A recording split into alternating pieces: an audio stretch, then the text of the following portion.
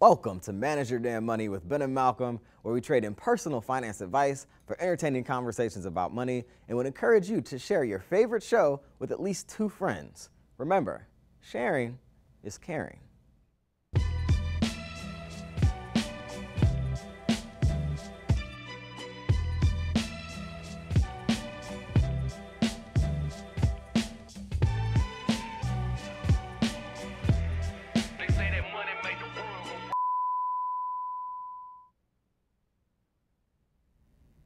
Welcome to yet another episode of Manage Your Damn Money with Ben and Malcolm, where I, myself, Ben Carter, am joined by my wonderful co-host, Mr. Malcolm Ethridge. What's going on, Malcolm? Not too much, man. Another day, another dollar. Indeed, as they say, as we always do, you know, I'm outraged and annoyed and appalled by something that I just realized and learned like a couple minutes ago. That's saying a lot because you don't get upset very often.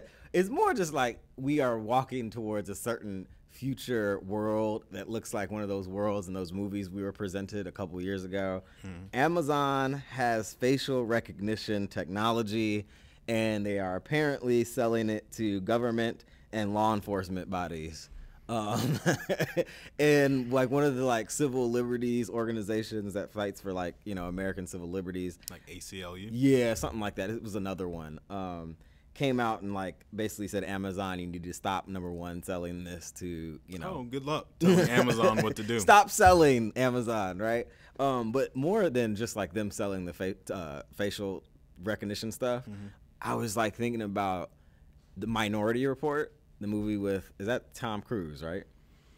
Where he's like doing the... I was thinking Matt Damon until you said Tom Cruise, okay. But regardless. I'm pretty sure it's Tom Cruise, and they have what's called the... I can't remember what they called the people that could see into the future that knew what crime you were about to commit, and that's like the whole premise of the movie. But in the movie, Tom Cruise is walking through like the city, and the ads in the city are addressing him by name. Right. They're like, Malcolm, you need some new soap. Yeah. And I'm like, what? Like, we're literally here. We're already there, though, before this, if you hadn't realized. I mean, with just like the Facebook controversy over targeted ads are essentially that. Right, yes. You're just not walking through Facebook as an actual physical being yet. That's the only thing missing. Yet. Because it's coming. It's on the way. If Mark Zuckerberg has his way and realizes his ultimate fantasy, we will be able to physically walk through and engage with Facebook the same way we do museums. That's the way I see his view of the world. There's something hugely ironic about a college, please forgive the word, geek, fantasizing about a fake... Having friends? Oh, my bad. As you were. Anyway. You ever notice the one person on Facebook you can't unfriend is Mark Zuckerberg? Is that right? Anyway, as you were. My bad. I did not know So the guy that. with no friends is now the guy with the most friends? Anyway, all right, I'm going to stop interrupting you. I'm done. That's hilarious. Well, this is, of course, another episode of Manage Your Damn Money. Today's conversation at hand, bouncing back from financial hardships, which I'm really excited about this show because I feel like this theme literally has led my entire life, at least in my mind. But before we, of course, get into that, the headlines for this week. Younger Americans aren't investing in the stock market. Researchers think this is why. This was a CNBC.com piece in May of 2018 by Sean M. Carter. According to a new Gallup poll, less than half of young Americans are putting their money in stocks. Researchers point to a 2008 market crash and the market's latest volatility as the main reasons why. After the crash of 2008, when the Dow Jones fell apart more than 50% from the end of 2007 to mid-March of 2009, Gallup notes, the ranks of those under 35 owning stocks shrank steadily for the next several years.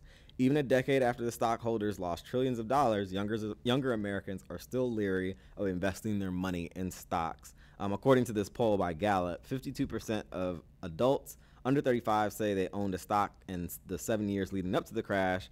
By 2017 and 2018, only 37% did, so it like dropped off significantly. By contrast, an average of 66% of Americans over 35 invested before the crash, and though the share is lower now, it's still at 61%, which is only like a 5% drop off. So like a few people got out of the market, but not like as significant a drop as those under the age of 35. Right. The percent of young adults owning stock did reach a high of 43% between 2015 and 2016, but the past 2 years have seen a drop as the market showed strong growth, but still considerable volatility, including some major declines this year in 2018. The drop in stock ownership since the crash does not vary greatly by gender or education for young people, but there are some differences in income, with the greatest changes occurring with those with annual incomes of between $30,000 and $75,000. So if you're in between $30,000 and $75,000, there's a likelihood that you pulled most or all of your money out of the stock market. And about a quarter of those between the age of 18 and 34 rank stocks and mutual funds as their number one long-term investment option, higher than savings accounts, CDs, gold, and bonds. Real estate ranked the highest, with 32% of respondents ranking it as their top choice. And that's a common misconception. Returns on residential housing markets are not making anybody rich, says certified financial planner who was quoted in the story. You're barely keeping up with inflation, not to mention all the costs that go along with owning a home or trying to make money off of a home. So that's some interesting stuff there, Malcolm, that millennials and those who would be considered millennials are, at least in this poll, seem to be pulling money out of the stock market. Or not going into it ever at all in the first place. Right. So I think it cuts two ways. One, our cohort just doesn't trust investing. Okay. So I'm going to distill it down to specifically a 10-year window, not the whole millennial age band, which is like 18 to 33 or 35 or 6, whatever. So I'm thinking just people who were born in the 80s. It cuts two ways. So if you were born in the 80s, 80 to 89, that 10-year window, you witnessed both the 2000 tech bubble burst as well as the 2008 Great Recession. And in both cases, you were old enough, if you weren't already an adult, to have realized just how bad it was for your parents. And then on the second side of it, the 2008 side of it, you physically witnessed it yourself, graduating college or high school into that job market that resulted as a result of the stock market crashing. So that whole adult life coming of age you never once saw the positive sides of investing in the market.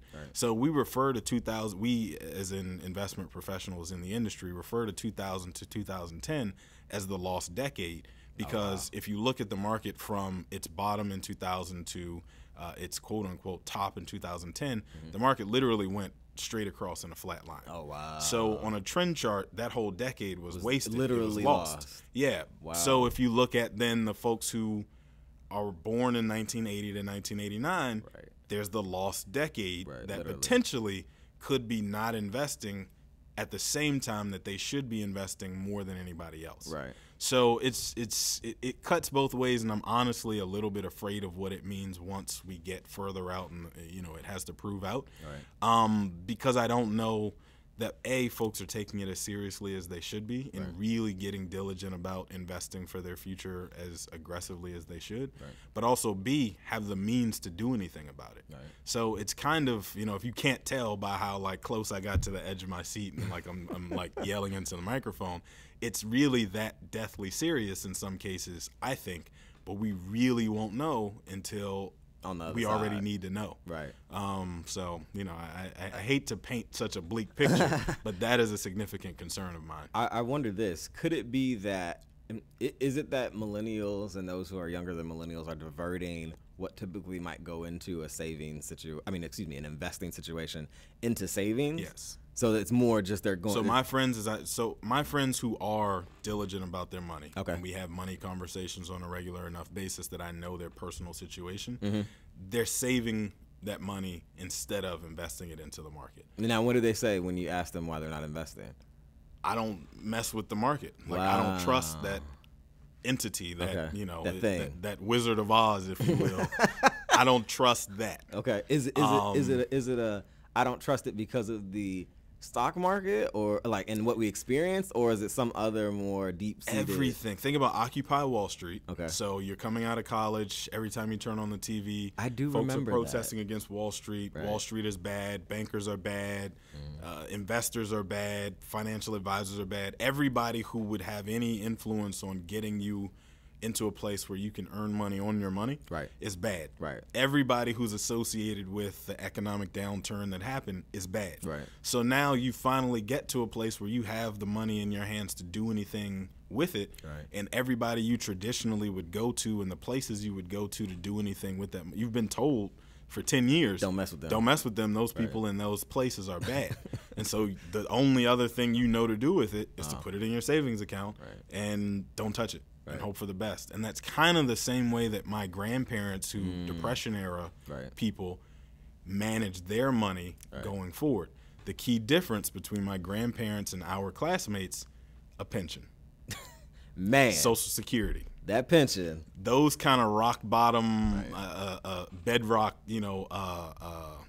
catch-alls. Right. We don't have that luxury. Right. So that's why I say at the same time, folks should be getting even more aggressive about investing and saving for their future. They're diverting those funds to things that just don't generate any real return. Money market savings, CDs, that kind of stuff. That's not going to get you any significant enough return to do what you needed to do 30 years from now. My grandmother, Reverly, bless her heart, is still getting that good California pension. Her and my granddad. It's kind of crazy. They still go on cruises. They're 87, 88, something like that. I can't get on a cruise to save my life. Another quick question for you, Malcolm, before we go to music break. What should people remember in taking a balanced approach to investing? Like, if someone is that person you described, they got a whole lot of cash sitting stacked and they're just enjoying seeing it stack higher and higher, what should they know or what should they understand about the potential for returns when you talk about some real basic investing tenets? Probably the cliche that I'll use that, pardon me for it, but it is applicable. It's not about timing the market. It's about time in the market. So a lot of times folks will say, well, I'm going to wait until the market turns. Right. Once it gets bad, then I'll jump in. That's even clients of mine who are paying me to advise them what to do. And I'm like, we should move this money, put it to work. And they're like, I'm going to wait till the market turns. Right. Well, folks have been saying that literally for the last 4 or 5 years, and it keeps on trending upward. So that's 4 or 5 years of compounding growth that you've missed out on. And every single day that you say, well, it's already going up now, it can't keep going, I'm going to wait till. That's missed opportunity after missed opportunity after missed opportunity. So at some point, you've got to just hold your nose and jump in the pool. You'll find out how cold the water is once you get there. It's the same situation. Like, you've just got to jump in and not worry so much about being in on the exact right day so much as having the right time frame, the trajectory to allow that money to grow on top of itself. A consistent, balanced approach to it. Yeah. And then too, it was kind of like a side note, but it mentioned the difference between real estate and stocks, or like, kind of more traditional investments. I think it was making the point that real estate is not necessarily where you need to be starting. And certainly not things that are like more complicated than what basic investing would be. But by real estate specifically, they're talking about like the home you own and the value of it. And a lot of times, you see those commercials that I rail against all the time saying things like your home is your bank. Right. That stupidity. Right. Those are what they're trying to make the point against, to be clear. So that's right. Traditionally, the value of your home really just goes up enough to keep pace with inflation. But people look at the home that they're buying as an investment, which is counter to that, saying, well, we want to buy a house in this place, so this is going to be a great investment. Look at it. They got a Whole Foods now, so that means that the property value is going to do X. And, well, are you planning to move once that Whole Foods gets built? And is that why it's an investment for you? Or are you going to raise your family there, send your kids to school there, retire there, and all those things? In which case it's not an investment. It's not an investment, so it really doesn't matter what else is happening around at that time, because that house realistically is just going to keep pace with inflation over a 30-year window. Absolutely. Well, we want to remind people you're listening and watching Manage Your Damn Money with Ben and Malcolm. You can always catch past episodes of the show on Apple Podcasts, SoundCloud, Stitcher, Google Play, and of course Spotify. Please leave us a review and, of course, a rating on any of those platforms that help us to go up in the ratings. Also, if you have a question for Malcolm, who can answer it on his Malcolm's Money Minute, send it to us, info@manageyourdamnmoney.com. You can also catch us on social media. My handle's at MYDM with a 1 on the end. Malcolm, what's yours? At Malcolm on Money. And, of course, you can catch us on Facebook, facebook.com/manageyourdamnmoney. This is MYDM with Ben and Malcolm. We will be right back.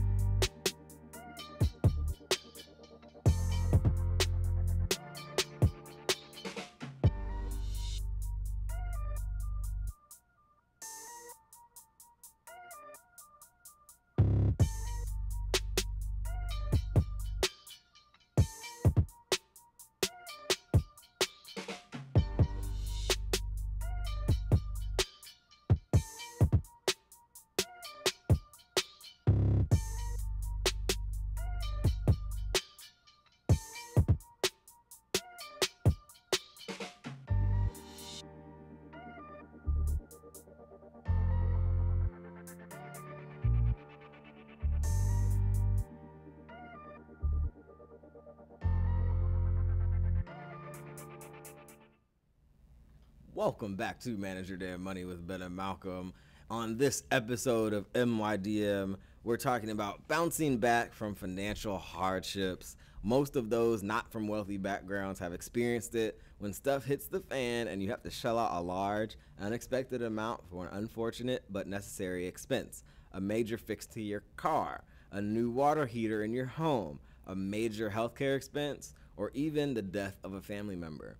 Financial setbacks come in all shapes and sizes and never at a convenient time. But it's important we understand what has to happen when they hit and how to bounce back. Malcolm, I feel like the theme music behind my childhood was financial hardship. At least that's what it felt like in my head. That's really sad.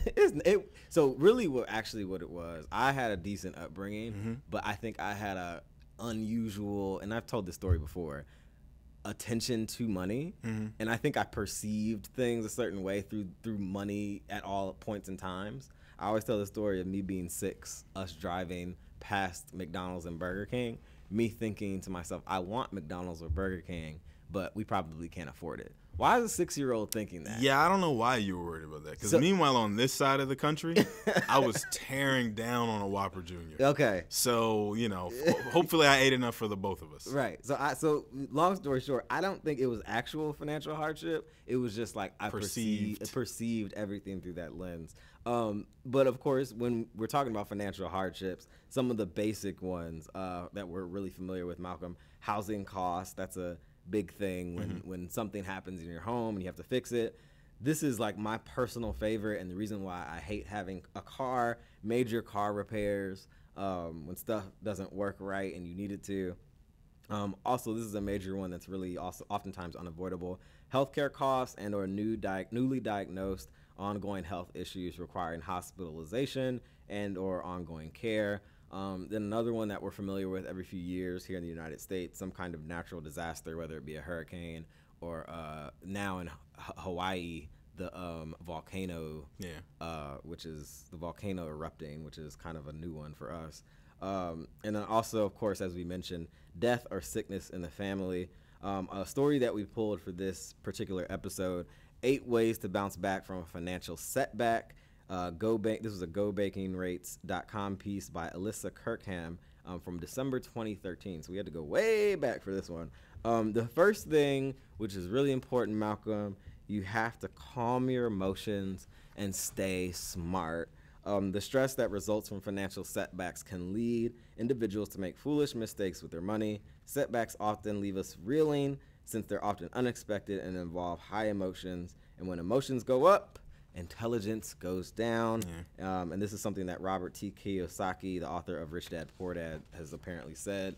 So that is something that's like number one. Like when something crazy happens, you feel it.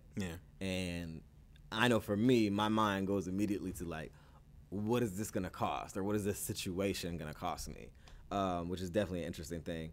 Another piece that the piece... But it's usually not as bad as you think. It usually isn't. Your first reaction in that moment is usually far worse than what it actually turns out to be. Unless it's like the death or like a major sickness that hits, it's usually just like, okay, got to breathe, got to come at this logically. After, of course, you can have your reaction, as some people would say.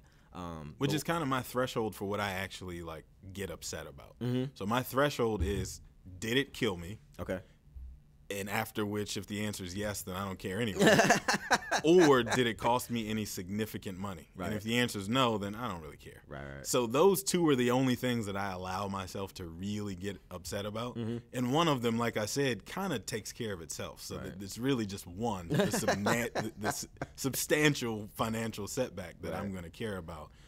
But then even then, when you look at it for what it is, it's usually not as big as you think it is initially in that moment. That's absolutely true. Another thing that the story reminds us to do, adopt a problem-solving mentality. When faced with financial hardship, savvy individuals face their problems head-on. Kyle Taylor, founder of a popular personal finance blog, The Penny Hoarder, and someone who I've actually met, when going through a financial setback, it's important to develop a problem solver mentality. After all, setbacks are merely a setup for a comeback. Create and write down a plan. That's another thing, which is kind of like a big deal. While adopting a positive, forward-thinking attitude is essential, individuals must also create a specific plan to deal with their new circumstances. When crafting your plan, it has to aim to modify your spending behavior and use extra money to tackle the financial setback that you're addressing or dealing with. Then another one, this is an interesting one, Malcolm, and it can come in all kinds of forms. Get a money mentor. When you're in the middle of a monetary crisis, it can feel like there's no way out. To combat feelings of hopelessness, money experts or even just a money friend can recommend seeking out people who have been in situations like yours or ones that are worse and determine how they dug themselves out of the hole. So I really like that one. You like that one? Because there's really nothing new under the sun anyway. Sure. So realistically, all you need is a person who's older than you, right, who then more than likely has been close enough to the situation that you're going through, whether they saw it firsthand or their best friend or spouse or whatever saw it and they know what to do then. You really just need to talk to somebody who's older than you, who's been around long enough to see this thing you're going through happen, which is so easy to find, right? There's so many people older than us walking around everywhere. Indeed. Also, another item, start saving right away. While finances may be tight right now, that doesn't mean you should abandon important money habits like saving. Even in the midst of a financial crisis, business experts recommend that saving habits be maintained, which is a good one to remember because, you know, you might get your focus on some other things. Saving is really important. It helps you stay stable mentally and then also like logistically. Then, of course, give yourself a raise. And what they mean by that is if you need to secure some extra money to tackle a big financial issue, you might be able to find it by lowering your expenses. And that's always something that they suggest when we talk about like cutting cable and like, you know, taking the bus and those kinds of things. There's a certain kind of sacrifice that comes with it, but it can help you keep more money in your pockets. And then, of course, another one, interesting one, which I thought was interesting because it's on this list, keep your credit score on track. Which is something that can go off the rails if you're not paying attention and you're dealing with some financial crisis. While a financial crisis can feel overwhelming, money experts recommend keeping your credit on track. And if you took a hit on a credit card balance, be aggressive on paying it down like as soon as possible. That is like huge because kind of the screwed up way that credit works is banks want to lend money to people who don't need it. Right. So if you're a person who can prove you don't need the money, the bank will give you as much as you want.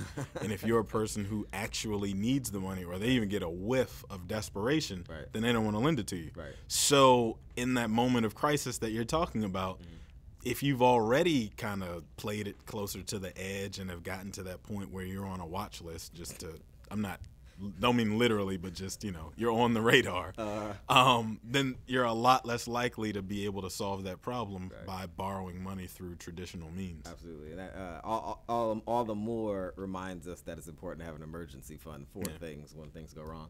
Do you remember your first major financial setback / hardship? Kind of like the way you teed it up. I've had several. Okay. What was the one that you remember? The one that I remember the worst. That kind of, fortunately, I, like you said, could kind of step back, relax, relate, release, and then go, all right, relax, here's relate, how I'm going to release. do this. When I was in college, I had a car. I was driving a Honda Accord, and I'm driving home from class one day the way I normally do, and all of a sudden the car starts jerking. Transmission's gone. Oh, wow. And a transmission could cost you anywhere from, $1,000 to $4,000, depending on whether they had to just repair a couple of pieces or rebuild the entire thing. Unfortunately for me, it was the latter. They had to rebuild the entire thing, and I had like $7, to my name or whatever. I don't remember exactly what it is, but it wasn't $4,000. So I ultimately ended up having to open up a credit card to take care of the transmission rebuild. Wow. Which meant that I then threw myself, I don't know what it was, let's call it $3,000 into debt immediately at 15 or whatever % that typically is credit card rates in, I don't know, this was probably 2006, 7. Right. So fortunately, to your point earlier, I had a high enough credit score that I could get a credit card that had enough eligible, line of credit available immediately that I could take care of the repair. Right. But that wasn't really the ideal situation, considering I was still paying that thing off after I graduated college. Dang. Just that repair alone. Wow. So, I did not have the means to handle it in that tight space, fiscally responsible kind of way that I at this side of the table would recommend to me at that time. Right. But fortunately, at least I had the means to get the card to do what I needed, that kind of thing. What comes to mind for me, also college, also having to do with a car, because I think that's for everybody. I got hit by a drunk driver in college, and everybody in the car was fine. But it was one of those things where I learned the value of good insurance, because I had my mom's $50 insurance from California. Okay. And they were basically like, "Oh, you're good. Okay, we good." And then I never really heard from them again. But then because we were hit by a drunk driver, I ended up having to get a lawyer to pressure the insurance company to give me a appropriate settlement. Wow. And so it was one of those things where it was a headache at the time, but I learned the lesson of how all that kind of stuff works.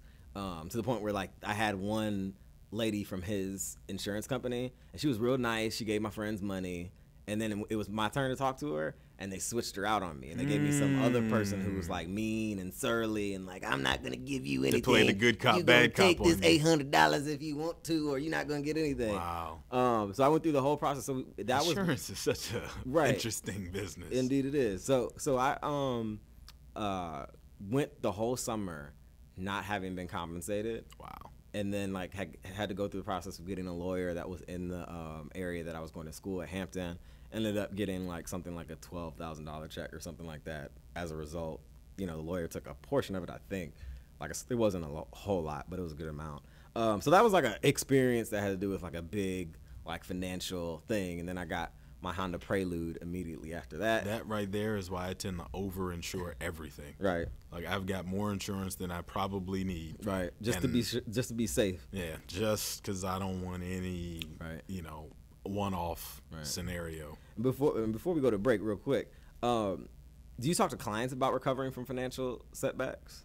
Yes and no. Fortunately, at the level that I tend to manage assets, my clients, the conversation is more so, what pool of money does it make the most sense to draw this from, and how much of an impact is that going to have on what I've been trying to do? Not so much, I'm screwed, for lack of a better term. Like, what do I do? Like, like I was with my transmission. Right. But on the flip side, so I do periodically have conversations like this, talk to groups of college students, and one of the things that I always talk to them about, I share that story with them, and then I tell them my challenge on the flip side to them is to actually sit down and game plan out how would you tackle an immediate $2,000 need. So if you needed $2,000 tomorrow and you couldn't wait, what would you do? And actually sit down and figure that out, and not so much wait till you're in the throes of it and then have to make a knee-jerk reaction. But if that is, I would use that from my credit card to take care of it, well, then you can never touch that $2,000 that's available on your credit card. Or if I would ask my mom and dad for it, I might want to ask them today what they would do if you were in that scenario, because you might find you don't like the answer. Or whatever your realistic answer to that question would be, you need to know it now while you have the opportunity to do something about it proactively. And so that's one that I always will give to folks in that seat, because you're in college, you have no real financial resources. Nobody wants to lend you anything because you don't have any income. You're just getting it from everywhere. So that's the place that I think you're more susceptible to just starting off on the wrong foot. So that's some good advice. Plan for something to go wrong, and have a plan for when something does go wrong. And, of course, make sure you deal with the emotional part of the issue first, so you can get that off your plate and then deal with the logistics of it. And that would just be my suggestion to you. We want to remind you you're listening and watching Manage Your Damn Money with Ben and Malcolm. Today's conversation at hand is bouncing back from a financial hardship. We're going to take a quick music break, but before we do, I want to remind you can always catch past episodes of our show on Apple Podcasts, SoundCloud, Stitcher, Google Play, and Spotify. Remember, leave us a review and give us a rating on any of those platforms. That helps us go up in the ratings and helps more people find our show. Of course, if you have a question or you want to send Malcolm a question for him to answer on his Malcolm's Money Minute, send it to us, info@manageyourdamnmoney.com. You can also find us on social media, on the gram and on Twitter. At MYDM is mine. What's yours, Malcolm? At Malcolm on Money. And, of course, you can catch us on Facebook, facebook.com/Manage Your Damn Money. When we come back after this music break, we have Malcolm's Money Minute. We will be right back.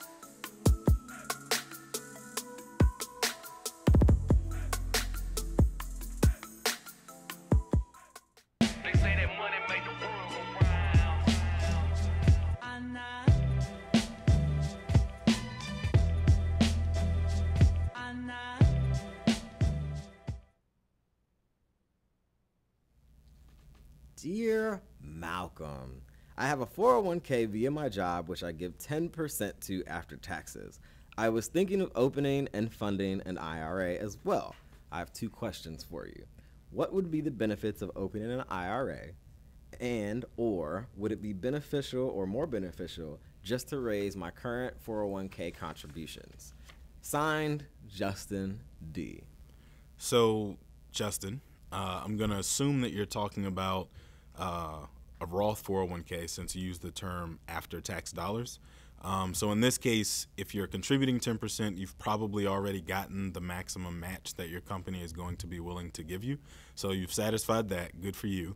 And then separately from that, if you're talking about should you be contributing to a traditional 401k, he didn't specify, so I'm just going to generalize here. In addition to the Roth 401k that you're using with those after-tax dollars, the difference I've kind of already alluded to is going to be the tax treatment of those dollars. So you get a tax deduction on one hand, no tax deduction on the other hand. The difference is when you go to pull those funds out later on down the road as an old man, you don't pay taxes on the Roth side, you do pay taxes on the traditional side. So it's kind of just a matter of preference of whether you'd rather pay the taxes today versus down the road. But separately from that, where you asked the question about being beneficial to raise your 401k contributions, you would, again, get that same tax deduction, assuming it's a traditional 401k now that we're talking about, so pre-tax dollars going in. However, if it is a Roth 401k contribution you're making, you probably wouldn't see much more additional benefit versus throwing it into a Roth IRA. So the flexibility that you would then get from having a Roth IRA or a traditional IRA might be that added benefit that you're looking for. Hopefully that helps.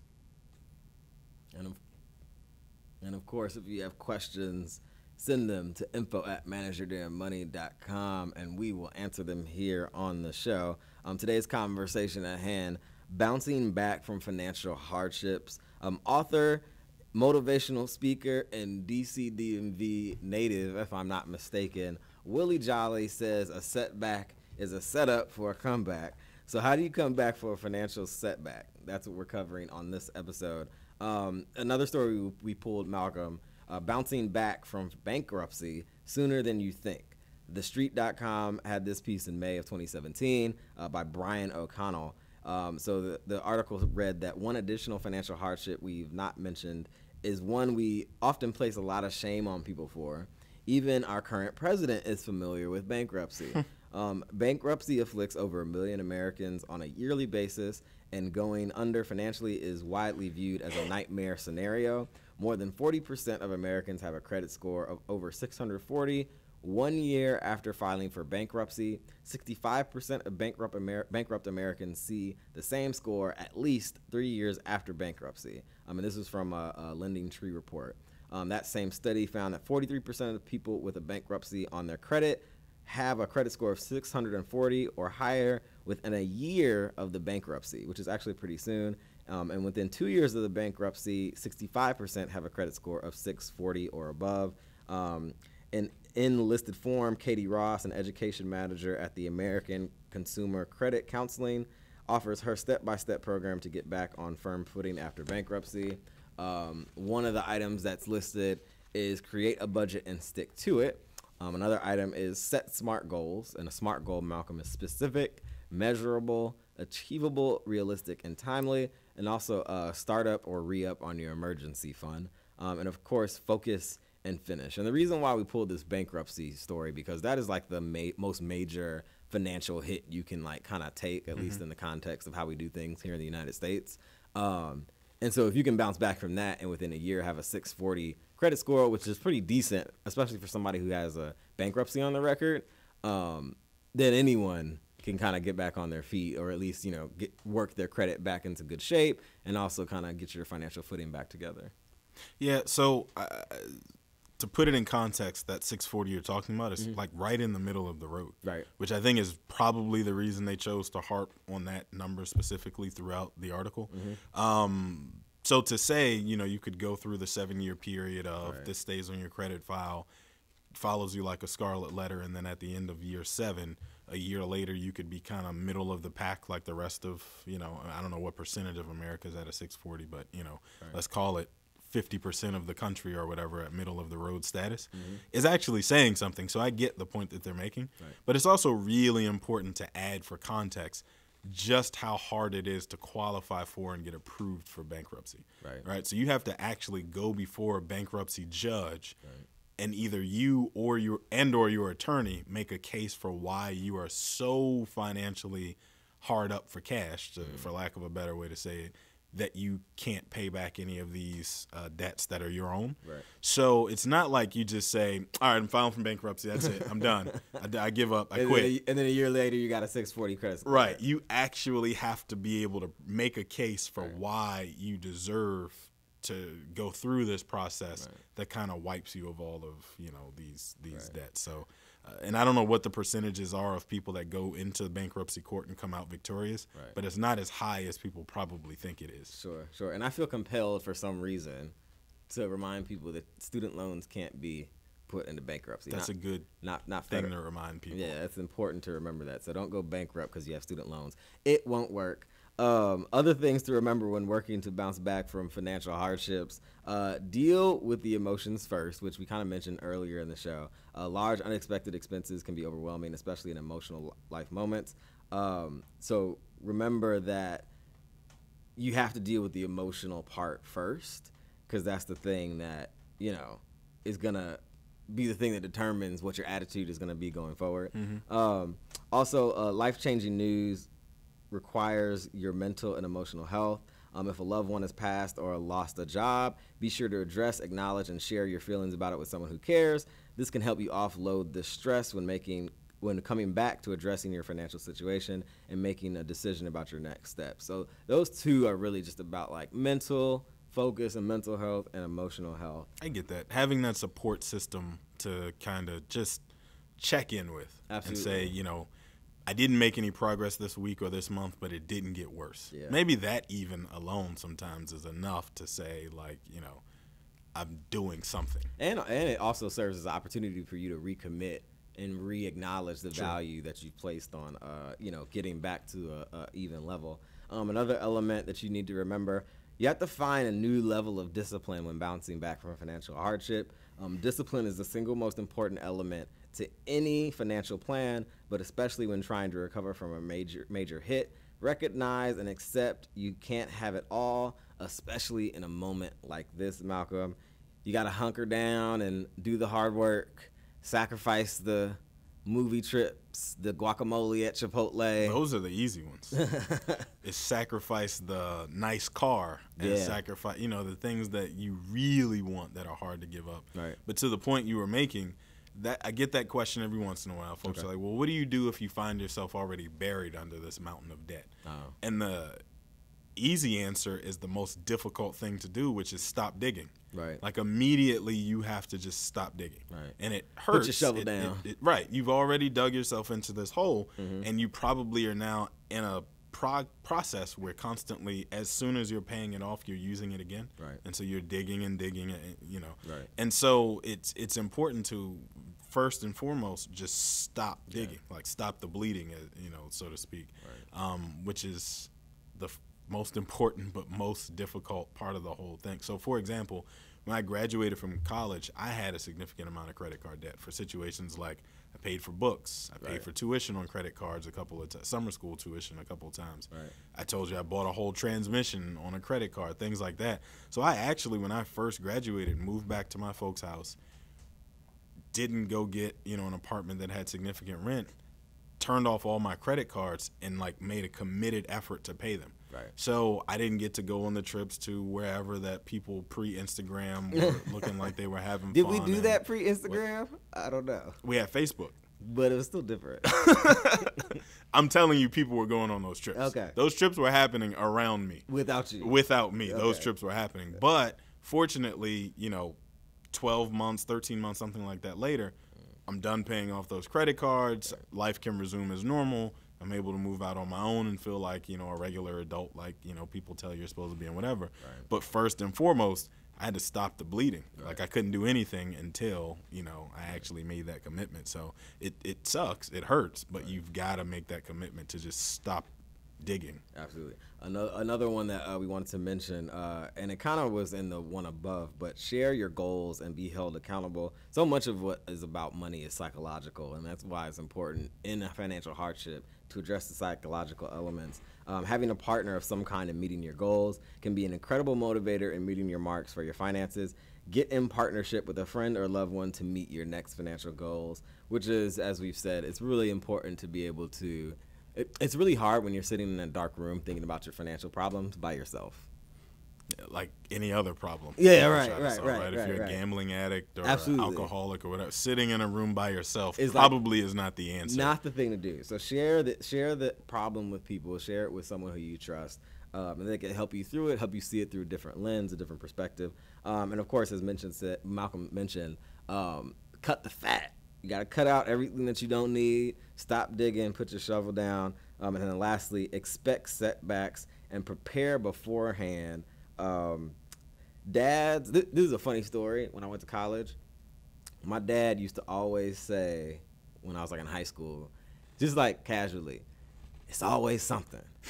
And then I went to Hampton University and I met Nate. And he was like, wow, that's funny. My dad said that. And Nate was from New Jersey. So I was like, so that's just something dads say. That's everybody's dad. Everybody's dad says it's always something. And knowing it's always going to be something, the best thing you can do, like you said, Malcolm, ask your parents or ask, yourself, what's my plan if something goes wrong? How can I plan for that today without that issue in front of me at this very moment? That impossible sounding statement of expect the unexpected. Indeed. That's essentially, this episode has been a long drawn out way of saying expect the unexpected. And plan and prepare for it. Yeah, well, that too. So it's interesting. So once someone recovers, because thankfully, and it sounds like from financial crises that you had in college, and I know ones that I've had, I've been able to mostly recover, save for my student loans. Once you recover from a financial crisis, what's the next step? Like you're back on your feet, you feel good because you've kind of moved past that moment. What's like, okay, now what do I do? So anyone who, has experienced this, pardon the comparison, I don't mean to make light of the situation that I'm about to compare it to, but it's the most direct comparison I can think of. Kind of like an addict leaving rehab. Right. You need to be prepared and plan for what are you going to do when you get out of here. Right. So before you even, get back into, regular society, right, you need to have already had a plan for when I get out there, right, here's what I'm going to do the next day. Right. And then the next day, and then the day after, and so on and so on. I think it's the exact same thing. Right. Like even in the middle of your bankruptcy storm, you should be thinking about and envisioning and planning for when I get through this bankruptcy, here's what I'm going to do differently. Right. Here are the things that are going to help keep me planning on solid ground. Right. And I think that helps kind of give you something to work toward. And then also, once you get there, keep you on the right side of right. Absolutely. Absolutely. Well, and with that, we will close this episode of Bouncing Back from Financial Hardship. But I want to remind you can always catch past episodes of the show on Apple Podcast, SoundCloud, Stitcher, Google Play, and now Spotify. Please give us a rating and leave us a review on any of those. That helps more people catch our show. If you have a question for Malcolm or for us as a show or want us to do a particular topic, send it to us at info@manageyourdamnmoney.com. And, of course, you can catch us on social media on Twitter and Instagram. My handle is at MYDM1. What is yours, Malcolm? At Malcolm on Money. And, of course, you can always catch us on Facebook, facebook.com/manageyourdamnmoney. Thanks to our partners here at Montgomery Community Media for yet another amazing show. Until next time, be good with your money. Peace. Peace.